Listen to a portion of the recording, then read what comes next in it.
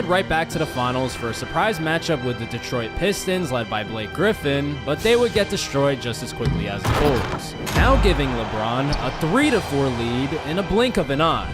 But we can't forget about Steph, so here's a little bit of an update. He actually finished the 2018 season as the league MVP for a third time, so clearly he's not washed. It's really just the Cavs as a franchise. So in response for the 2019 season, he would be heading to the Los Angeles Lakers for a fresh start to potentially get back on track. However, he would be met with an interesting cast of young players, which would create a really weird dynamic surrounding the team. He bigger than Steph, because Steph Curry, what, 6'2"? Steph's Curry about 6'3". I'll let him be 6'4", he's still shorter than my boy. So it wouldn't be any surprise that they wouldn't be good enough to stop Golden State, where they would go up against the Washington Wizards of all teams in the finals, and it would end exactly the way you would expect, with a sweep and LeBron's 5th championship. He's made the comeback and taken the lead by 2, all thanks to the formation of possibly the greatest duo the NBA has ever seen. And just as a reminder, at one point Steph was up 3-1, but after a solo championship in 2016, followed by the 3 he won with Kevin Durant, which all happened consecutively by the way, LeBron is now 1 title away from winning this whole thing.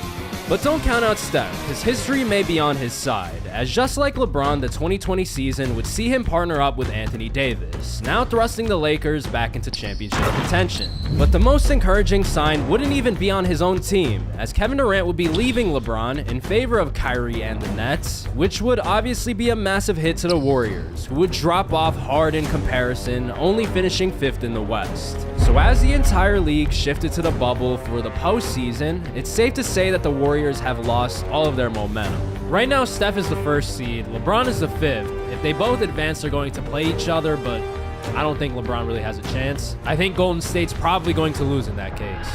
But it wouldn't even get to that. The surprise appearance of the Sacramento Kings, led by De'Aaron Fox, would be enough to take down LeBron and stop his title streak at 4. It's a surprise to be sure, but now with that loss, we have to entertain the possibility that the dynasty the Warriors created is now close to its end. But in the meantime, we would see Steph easily take down the Kings in the 2nd round to advance to the conference finals against the Pelicans, with the actual finals in sight. However, if Steph's going to make the comeback and win this competition, it's not going to be so easy, as Lonzo Ball and Brandon Ingram, his 2 former teammates who were cast aside and traded away for Anthony Davis, would be extra motivated and go off, which isn't enough for them to win the series outright, considering Steph is also playing extremely well. But when you add in the impact of Zion Williamson, who would dominate Anthony Davis in the lane only as a rookie, it would explain why the Lakers would shockingly be falling short to the West's 3rd seed in 6 games. But don't count Steph out just yet, cause that loss would only be the start to something much greater, as in the 2021 season, he would help LA get right back on track, winning 65 games by averaging almost 30 a night. But most importantly, he'd finally establish chemistry with Anthony Davis, which would be best illustrated by their eventual matchup with LeBron in the conference finals, where the Laker duo would absolutely smoke him on the way to a 3-1 lead. You already know that in LA, in front of his home fans, there's no way Steph will drop Game 5. They sent Steph to the line, the 2nd free throw is good. It's a 7-point game, 15 seconds left, it's over. So with that, he stifled LeBron and is advancing to the finals, where he'd go up against the Brooklyn Nets, featuring Kevin Durant, his former teammate Kyrie, and James Harden, which would ultimately be his chance to get his revenge on KD specifically for helping out LeBron. Because despite the titan of a team in front of him, Steph would close it out easily in 5 games, now putting him just 1 title behind LeBron, with a very real chance to come all the way back. However, while Los Angeles would be celebrating, LeBron would also be steadily preparing for another deep playoff run. And now entering 2022, history may potentially shift his way as a result. Because with Dre and Clay, with just enough in the tank, as well as the scoring of Jordan Poole, who seems to be a future star, LeBron would go into battle with easily his best supporting cast since KD left.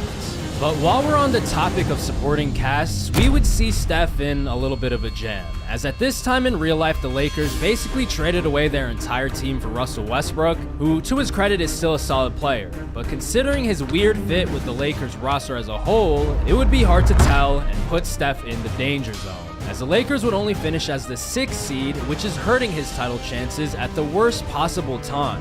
And that's not to say it's over for him, because in a few years the Lakers will be drastically improving the roster, but in order to do so, the competition has to continue till then. So with LeBron heading to the finals, it's only fitting that Steph would be leaving his fate in the hands of the man who changed this entire competition, that being none other than Kevin Durant, who's tasked with preventing LeBron's 6th title, which will give him the win.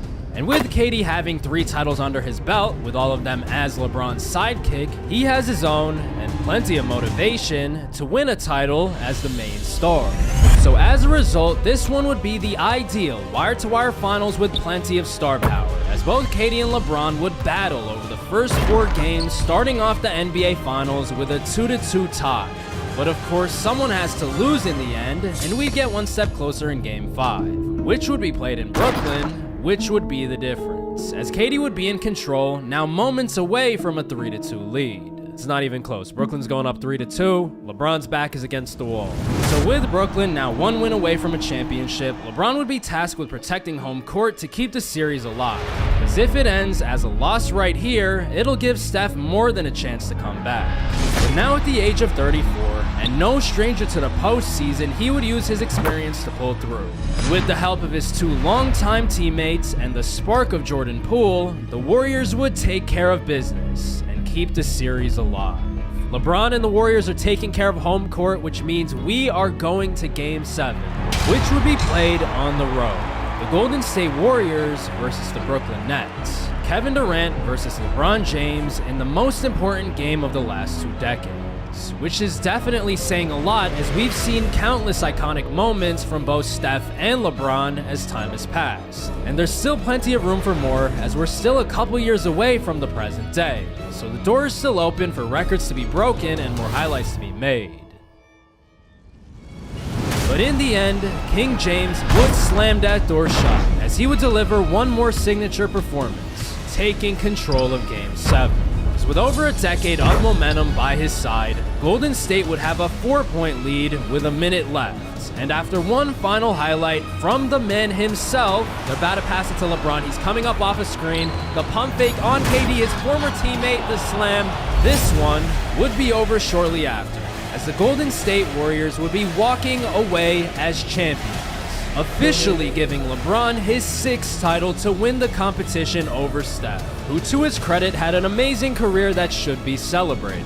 But in this alternate reality where the 2 swap careers, it's become apparently clear that LeBron James is walking away as the greatest of all time.